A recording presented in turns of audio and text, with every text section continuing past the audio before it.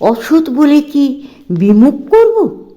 মাতৃকৃপা না পেলে ও যে আরও উচ্ছন্নে যাবে।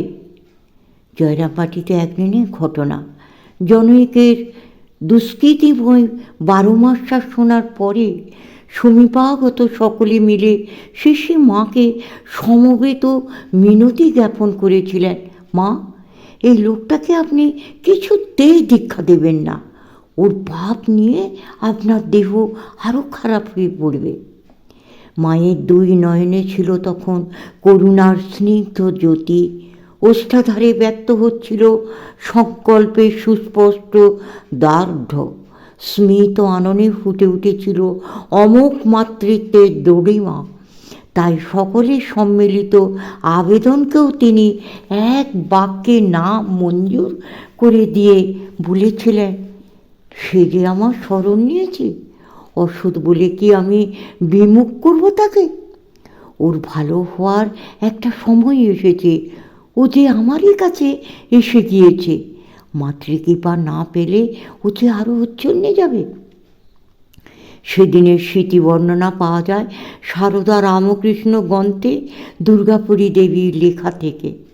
সেনা বিভাগের এক পদস্থ ব্যক্তি বিগত মহাযুদ্ধে তার অসামান্য বীরত্বের স্বীকৃতিস্বরূপ ইংরেজ সরকারের বহু পুরস্কার, পদক, তরবারি প্রভৃতি লাভ করেছিলেন। চুক্তির মেয়াদ সম্পূর্ণ হলে তিনি স্বদেশে ফিরে এসেই জয়রামবাটিতে চলে গিয়েছিলেন সর্বাগ্যে। লোক ও পরম্পরায় তাঁর শোনা ছিল শেষে মায়ের কথা, কিন্তু চাক্ষুষ দর্শন হয়নি তখনও পর্যন্ত। সৈনিকের বেশে শটান গিয়ে মাতৃচরণে লুণ্ঠিত হয়ে পড়েন ওই ব্যক্তি।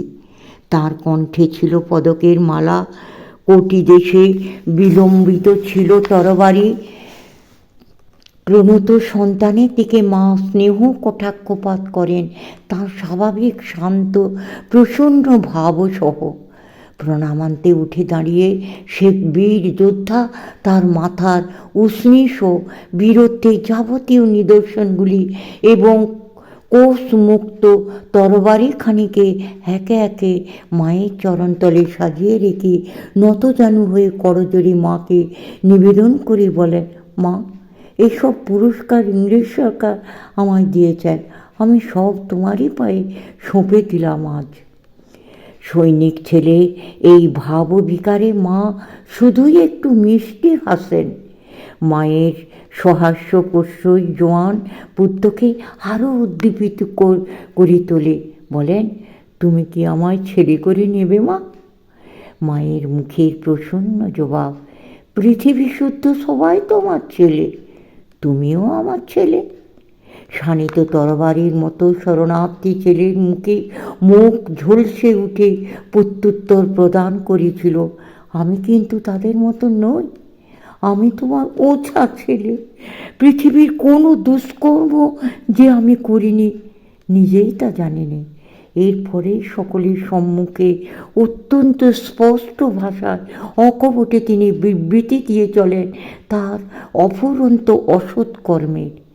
স্বীয় দুষ্কৃতির কাহিনীকে সবার উপস্থিতিতে শেষে মাতৃপদে উদ্গীরণ করে দিয়ে আবদারের সুরে মাকে পুনঃ পুনঃ মিনতি জানাতে থাকে ওই আর্ত সন্তান, এখন বলো তুমি, ধুলো ঝেড়ে কি আমায় ছেলে করে নেবে?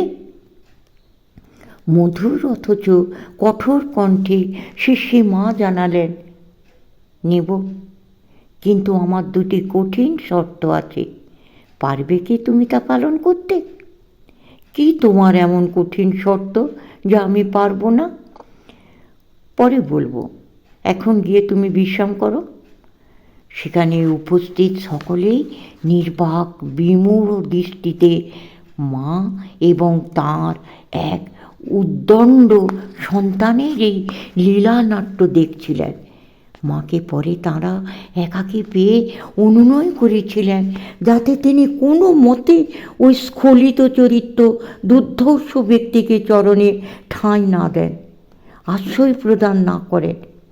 কিন্তু তিনি কি কেবল সতেরই মা? তিনি তো অসতেরও জননী। পতিতোদ্ধারিণী মা ওই সম্মিলিত আপত্তিতে অবিচল থেকে দৃঢ় কণ্ঠে জানিয়ে দিয়েছিলেন, না, সে যে আমার শরণ নিয়েছে, অসৎ বলে কি আমি বিমুখ করব তাকে? ভাগ্যবিধাত্রী সারদা তাঁর ত্রিকালদর্শিনী নয়নপাতে স্পষ্টই দেখেছিলেন যে যেহেতু ওই ব্যক্তি অবশেষে এসে মাতৃপদে শরণার্থী হয়েছেন, তখন তাঁর জীবনে সুসময় সমাগত। তাঁর দিব্য দৃষ্টিতে আরও গোচর হয়েছিল যে ঠিক সেই মুহূর্তেই যদি তিনি তাকে হাত বাড়িয়ে না ধরেন, তাহলে তাঁর জীবনে অধোগতি হবে দুর্নিবার। বলেছিলেন, মাতৃকৃপা না পেলে ও যে আরও উচ্ছন্নে যাবে। অদমনীয় চরিত্র ওই জোয়ান সন্তান ততক্ষণে মায়ের আদেশ শিরধার্য করে আহার বিশ্রামাদি সমাপন করে নিয়েছেন। সময়ান্তরে মায়ের চরণে পুনরায় ভূমিষ্ঠ হয়ে জানতে চান, মা, কি তোমার শর্ত? এবার কিন্তু বলতে হবে। শিষ্যী মা গম্ভীর উত্তর দিলেন, হ্যাঁ, তুমি এখানকারই, তুমি আশ্রয় পাবে, কিন্তু দুটি শর্ত তোমাকে মেনে নিতে হবে। প্রথম, তুমি আজীবন অবিবাহিত থাকবে। দ্বিতীয়টি হচ্ছে, তোমাকে শপথ করতে হবে কোনো মাতৃচরিত্রকে অবমাননা করতে পারবে না, সতীর সম্মান ক্ষুণ্ণ হবে না কদাপি তোমার দ্বারা। দুর্মজ্জমান সন্তানটি জীবনে কখনো ধারণাই করতে পারেননি যে এমন কঠোর শর্ত তাঁর জন্য অপেক্ষা করছিল।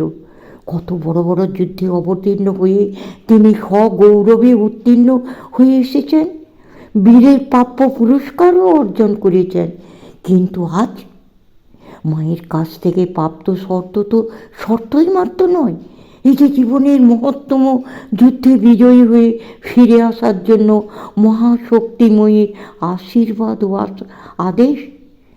সত্যের খাতিরে মনের সব দ্বারকে আজ মাতৃ সকাশে উন্মুক্ত করার প্রতিজ্ঞা নিয়েই তো এসেছেন তিনি এখানে। কিছুক্ষণ নীরব থাকার পরে তাই সরল ভাষায় ব্যক্ত করলেন, সত্যি কথা নিবেদন করছি মা, বিয়ে করার প্রবল স্বাদ আমার। বিয়ে যদি না করব, সংসারের সুখ যদি একটু উপভোগই না হবে, তবে নিজের জীবনকে বিপন্ন করেও এত টাকা পয়সা কিসের জন্য জমালাম? তুমি একটু সদয় হয়ে বিবেচনা করো, এই অধম সন্তানের মনের খেদকে মিটিয়ে দাও। মায়ের কঠোরতম আদেশ এবার, সে হবে না বাবা, আমার শর্ত এই, তুমি খাও দাও বেড়াও, যেমন খুশি চলো, আমার কিছুতেই আপত্তি নেই, কিন্তু ওই দুটি চলবে না। অনেক ভাবনা চিন্তার পরে সন্তান মায়ের চরণ ছুঁয়ে প্রতীক্ষা করেছিলেন তিনি শর্ত পালন করবেন আমৃত্যু। শিশু মাও পরম আদরে আপন অঙ্কে গ্রহণ করলেন তাঁর অনভিভবনীয় স্বভাব পুত্রটিকে। ধন্য সেই বীর সন্তানটিকে মা মন্ত্রদীক্ষাও প্রদান করেছিলেন। মাতৃকৃপায় সেই জীবনের আমূল পরিবর্তন সাধিত হয়েছিল এবং অতি উচ্চ